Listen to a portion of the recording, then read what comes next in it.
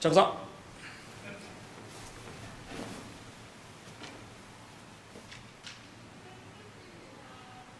So in Kendo, form is very important, the way in which you are presented, not only in the way in which you wear your equipment, but simple things like the way that you sit down.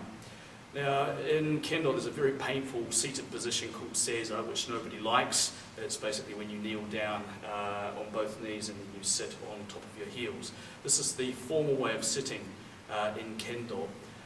The way in which you can sit down into Seiza it differs depending on the martial art. For example, in Naginata, which is a martial art mainly practiced by women, you would keep your feet together and then just bring your knees down together onto the floor. So that's how you would sit down in Naginata.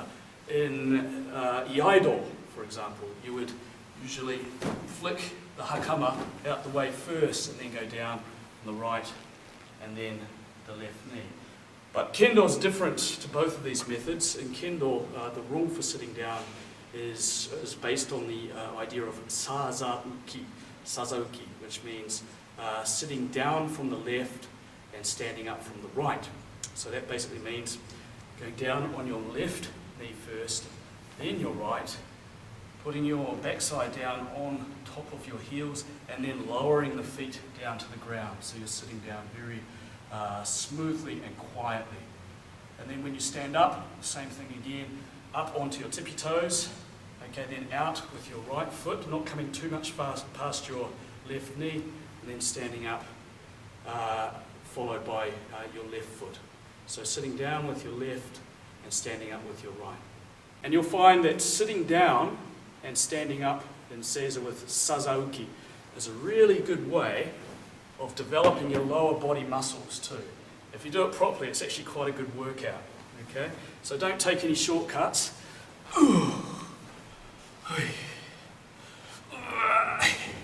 This is not good Kendo form. So what are the main points we're going to watch when we sit down? Maybe if I do it side on. First of all, always keep your upper body straight. Okay, and then down onto your left knee as such. Then your knee and your feet are basically in the same line. Notice that my toes are still up at this stage.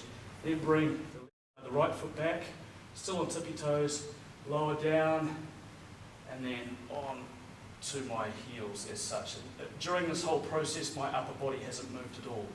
Okay, with your chin in and your chest out, nice straight posture. Okay, and then when we stand up, tippy toes as such. Okay, right foot and then left foot. Okay, we're in the Shizantai natural standing position. Another point to be careful of when you sit down in Seiza. Okay, so okay, down here like that. Common mistake is a lot of people have their knees very widely open like this.